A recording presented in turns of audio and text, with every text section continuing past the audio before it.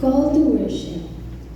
From the moment we open our eyes each morning until we close them at night, God is with us. There is none like you, our God. In times when we are surrounded with struggles, and in all the surprising places we find hope, Jesus, our Emmanuel, is with us. There is none like you, our Savior. When we feel orphaned by the world, when we are welcomed into faith's family, and the Holy Spirit is with us. There is none like you, Jesus. Come and praise God with a humble heart, mind, and spirit.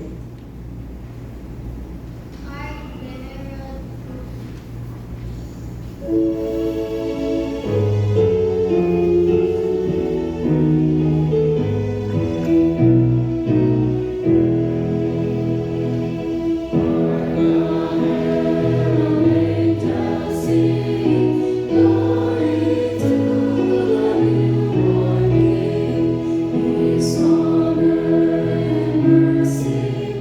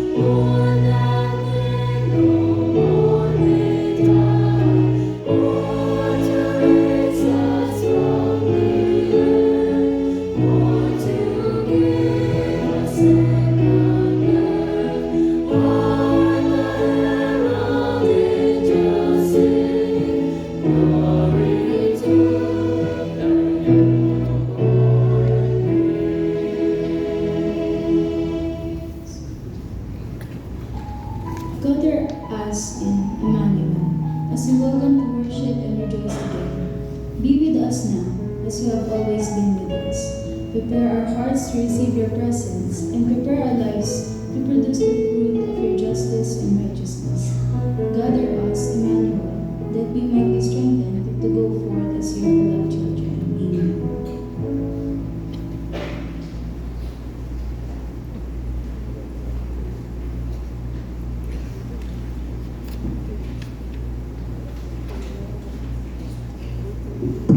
Our scripture reading is taken from the book of Genesis, chapter 3, beginning verse 14 up to 15, and it says, So the Lord God said to the serpent, Because you have done this, cursed are you above all livestock and all wild animals. You will crawl on your belly, and you will eat dust all the days of your life. And I will put enmity between you and the woman, and between your offspring and hers. He will crush your head, and you will strike his heel. The word of the Lord.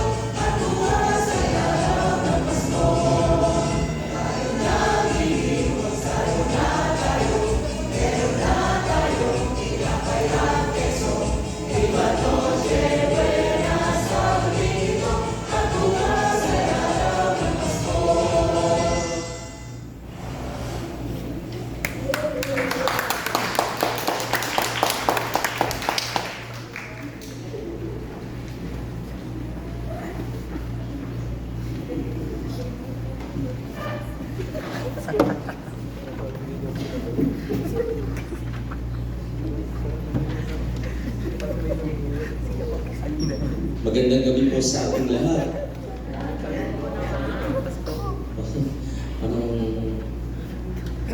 Parang malungkot kayo o epekto ng busog kayo. Magandang gabi po sa ating lahat. Purihin natin ang Panginoon. Pwede ko ibigay natin yung pinakamalakas sa Panginoon.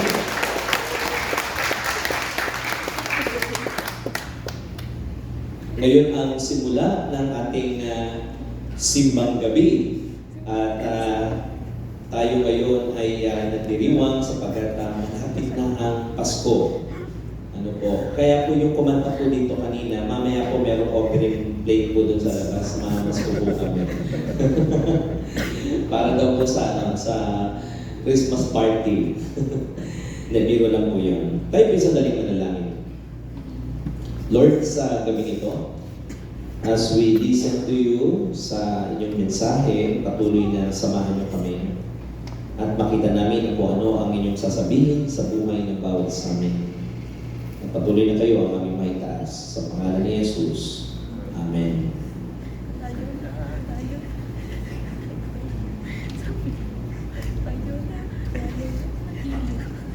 Doon sa text na binasa natin kanina sa Genesis chapter 3 verse 14 to 15, well, alam natin yung context, yung kwento ng text nito. It's all about yung pag-test kay Eve and kay Adam, yung pagkain na pinagbabawal at dumating sa punto na kinurse ng Panginoon not only the serpent but also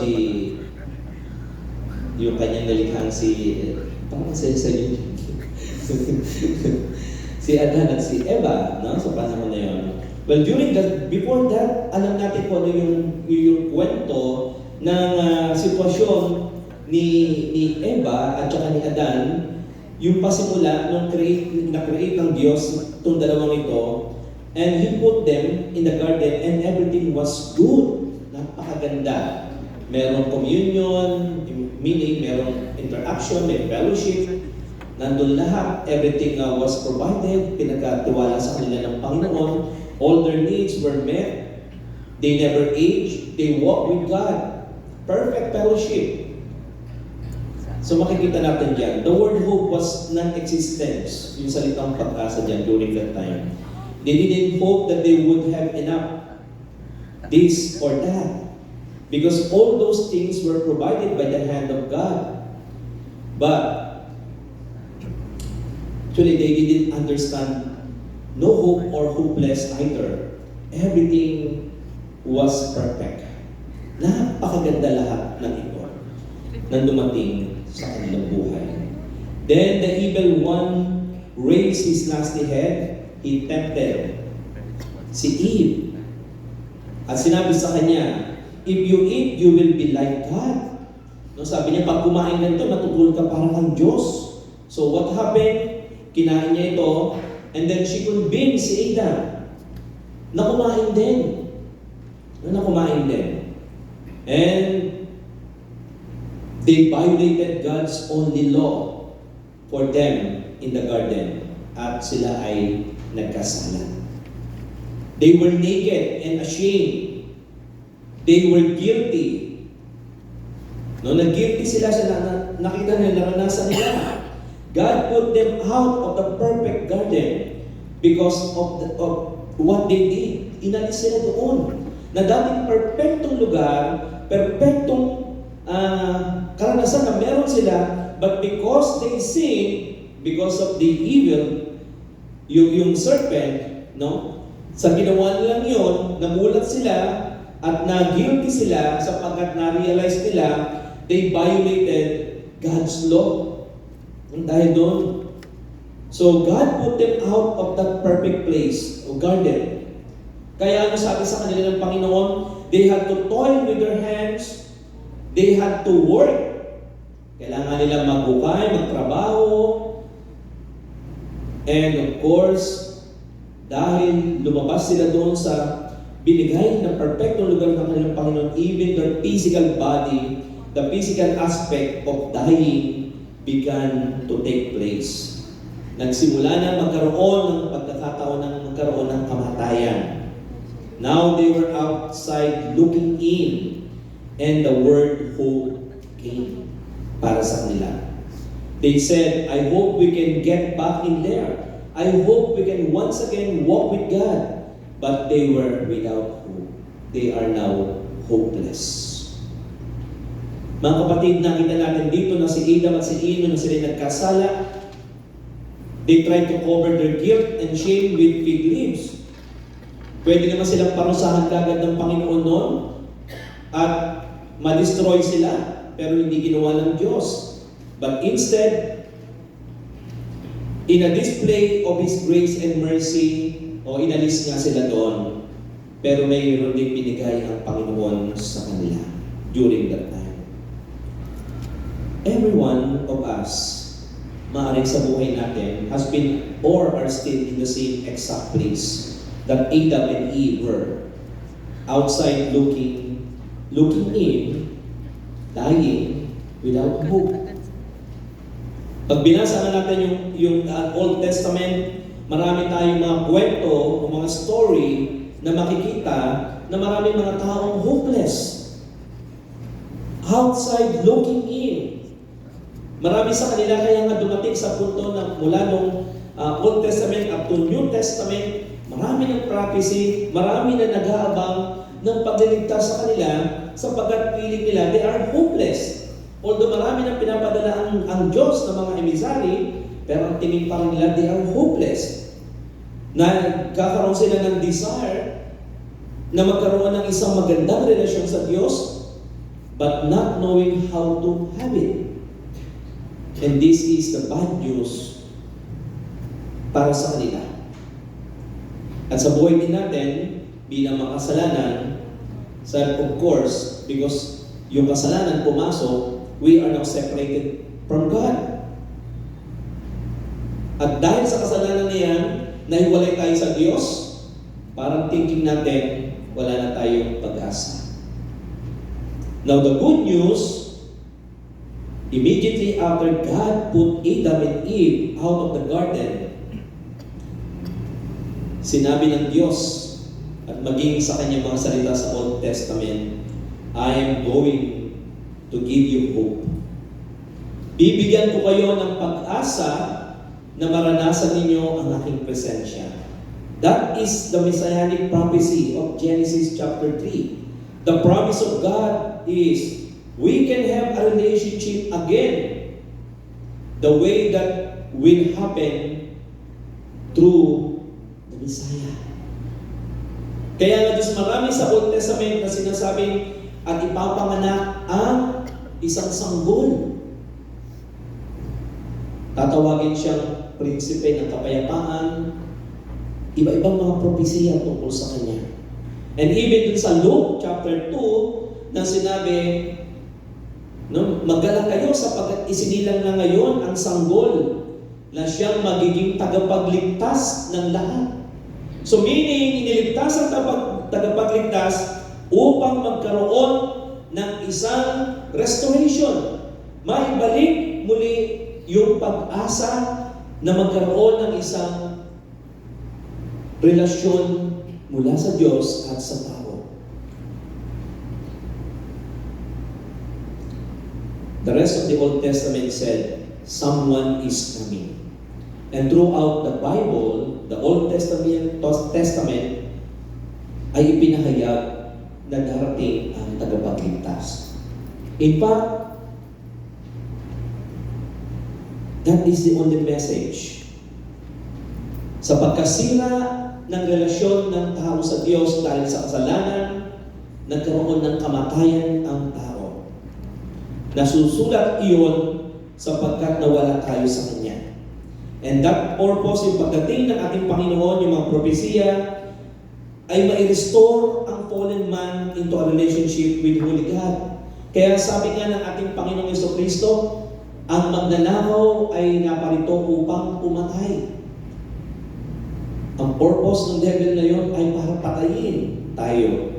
Maranasan natin ang kamatayan.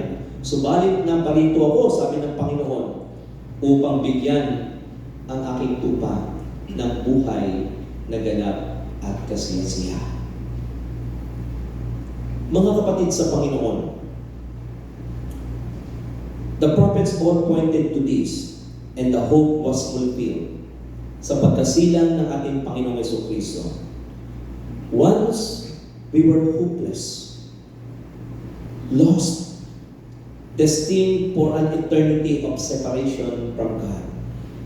We had heard the message, and the message na binigay sa atin ng Panginoon ay meron tayong pag-asa na ma-restore ang ating relasyon sa Kanya sa pamamagitan ng ating Panginoong Jesucristo. Ang pagdating ng Pasko ay pagdating ng pag-asa na ma-realize natin na ang Diyos ay muling kumikilos upang madama natin ang Kanyang pagmamahal sa kabila ng ating pagkukulang, sa kabila ng ating pagkakasala, sa kabila ng ating mga bagay na ginawa. Alalahanin natin ang panahong ito ay makita natin na ang Panginoon ay ibinaba niya ang Kanyang sarili upang tayo ay abutin at magkaroon tayo ng isang buhay na ganap at kasiyasiya. Sa ating pagdiriwang ng Pasko, patuloy nawa na makita natin ang pag-asang hinahayag sa atin ng Panginoon. Sa pangalan ng Ama, ng Anak at ng Espiritu Santo. Amen.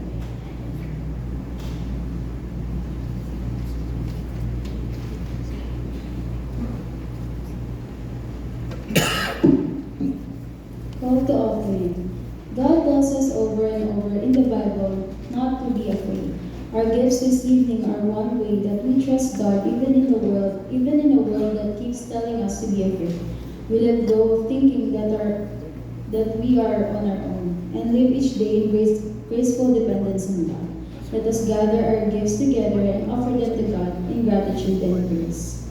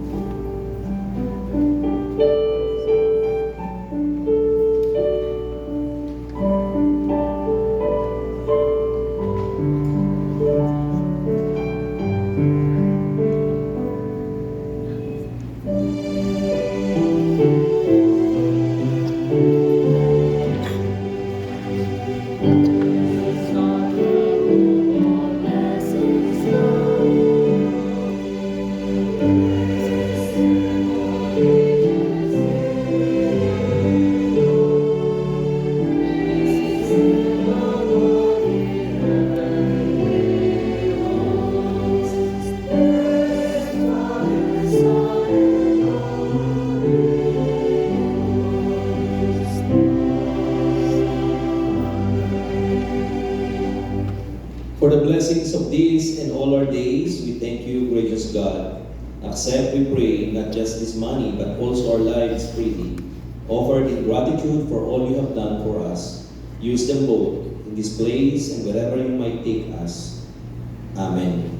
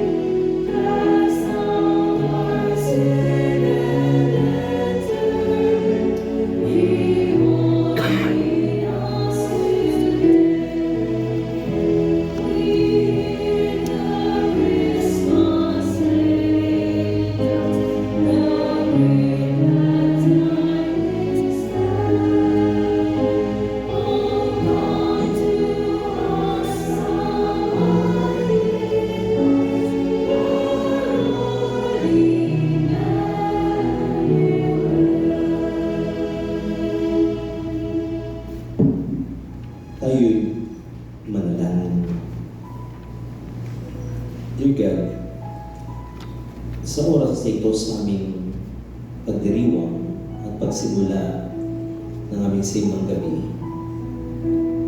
Patuloy na pinaalala mo sa amin, O Diyos, kahit nung una pa man, sa pagpasok ng kasalanan na siyang nagbigay sa amin ng kamatayan, nagbigay sa amin ng pagkawalay sa iyong presensya. Nag-alis sa amin, O Panginoon, sa isang perpektong lugar, relationship, na matatagpuan lang namin sa iyo at sa iyong nilikha para sa amin. Dahil sa kasalanan ito, Panginoon, nahirapan kami na bumalik tulad ng iyong mga nilikhang si Eva at Adan. Subalit dahil sa iyong habag, dahil sa iyong pagmamahal, hindi mo pa rin, O Diyos, inalis ang iyong pagtingin sa iyong mga lingkod. Na pwede naman, Panginoon, na i-destroy mo na ang buhay nila dahil sa pagsuway sa iyo. Salamat, dakilang Diyos. Sa kabila ng maraming panahon ng paghihirap na dinaanan, salamat sapagkat sa kabila ng aming mga kalagayan sa buhay na kuminsan nawawalan kami ng pag-asa.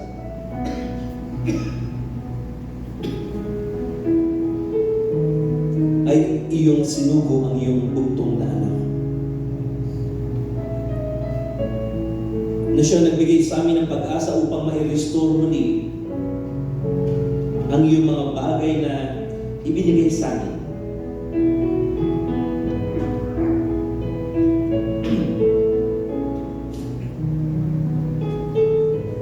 Salamat sapagkat ang iyong pinangakong tagapagligtas ay naranasan ng inyong mga anak upang pauwiin, O Diyos, ang mga bagay na kanilang mga pinagdaanan. Iniligtas mo ang iyong mga lingkod, O Diyos, sa banta ng kaaway, ng kamatayan. Kaya ng Panginoon kami nagpapasalamat sa inyo. Sa kabila ng aming pagkakasala, naroon, O Diyos, ang inyong pag-ibig sa amin, ang patuloy na pag-anyaya na isinilang si Kristo upang kami manampalataya, tumawag sa Kanya, upang maranasan namin ang buhay na ganap at kasiyasiya. Salamat, Panginoon, sa mga salitang ito, mga pangakong ito, na iyo pong tinupad, O Diyos, sa pagsilang ng aming Panginoon. Salamat sapagkat nararanasan namin, Panginoon, na kami ay malaya, na ang kamatayan ay hindi banta sa buhay namin, at ang struggle, O Diyos, ng iyong mga lingkod ay patuloy na nakakahanap at nakakasumpong ng kapayapaan sapagkat dumating po ang aming Panginoong Jesucristo. Sa gabi ito, malaya po kami, ang aming mga kaisipan, ang aming mga puso na magpuri, magpasalamat sa aming pag-alala sa buhay ng aming Panginoon na isinilang, nagbigay sa amin ng pag-asa, kagalakan, kapayapaan sa lahat ng sandali. Hayaan niyo, Panginoon, na maranasan namin ang lahat ng ito sa aming buhay at kami rin ay kumilos upang ang kapayapaan na nais mo, O Diyos, ay amin at tuluyan namin itong maipahayag, maisagawa, at may paranas din sa aming mga kapwa. Nawa ang indiwa ng Paskong ito ng Kristong sinilang, ang prinsipe ng kapayapaan, ang pag-asa ng sanlibutan, ay amin pong maliwanag na may pahayag sa lahat ng aming pamilya, sa lahat ng aming nakakasalamuha, sa lahat ng aming mga katrabaho, kamag-aral, at sa lahat ng aming mga komunidad na kinabibilangan. Salamat po, Panginoon Diyos. At kami po'y hahayo sa gabi nito na patuloy na mararanasan, O Diyos, ang iyong presensya. Nagpapalakas sa bawat isa sa amin.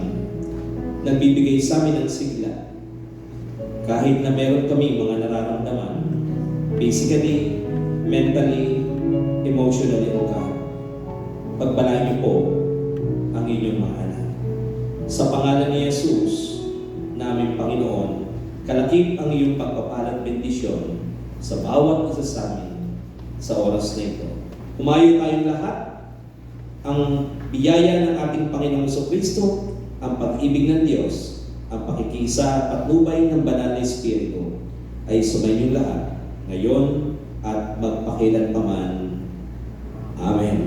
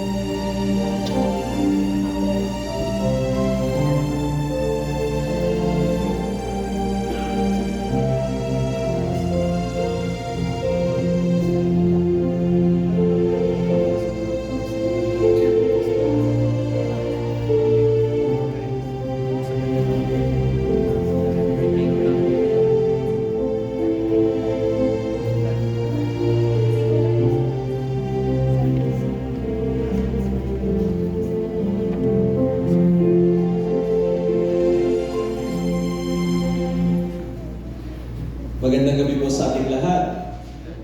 Good evening po. Nasa panahon na po tayo bago tayo magbubaba ay mga ilang announcement naman po. Bukas po ay wala po tayong simbang gabi, pero meron tayong simba sa umaga, alas 9 ng umaga po ito. At magkakaroon din po tayo ng family Christmas family fellowship right after the worship service. At ganoon din po sa gabi ay magkakaroon tayo ng kantata, yung mga kabataan natin, no?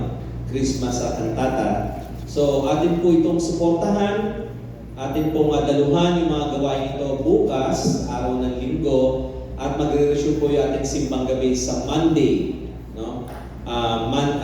Sa Monday, and then sa 24, wala po tayong simbang gabi noon. Meron po tayong pagsambahay, at alam ko may bibigay ng mga liturgy para sa ating gawain sa 24. And then 25, meron po tayong service, no? At magkita-kita po tayo sa 25. Then 31, wala na po tayong sa gabi. So yung ating po magiging gabihan ay doon na rin po sa umaga ng 31. Kaya sama-sama po tayo doon. And of course, isama natin sa panalangin din natin yung mga kabataan natin na dadalo ng CI sa December 26 to 30. Tama ba ako? Okay, 30, no? Ipag-pray po natin sila at kasama ng panalangin natin, isuportahan po natin sila sa anumang mga aspeto. Pero higit sa lahat din, sa panalangin at sa pinansyal na kalagayan ng mga kabataan natin. Kaya idalangin natin ang marami pang tumugon para sa mga kabataan natin ito. Ano po. At sa gabi nito, i-welcome din natin yung kapatid natin kasama natin ngayon from Bangan UMC, kapatid na Jessie Beth Diaz. Magandang gabi po. Welcome po sa Puno United Methodist Church. At ang dalangin namin ay sa susunod pang mga simbang gabi, makasama namin kayo dito. Ano po, purihin po natin ang Panginoon. Meron po ba kayong mga announcement?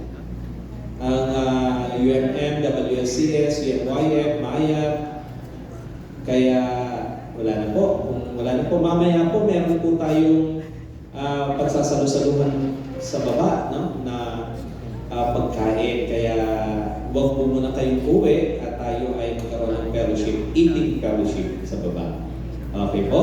Magandang gabi po sa ating lahat.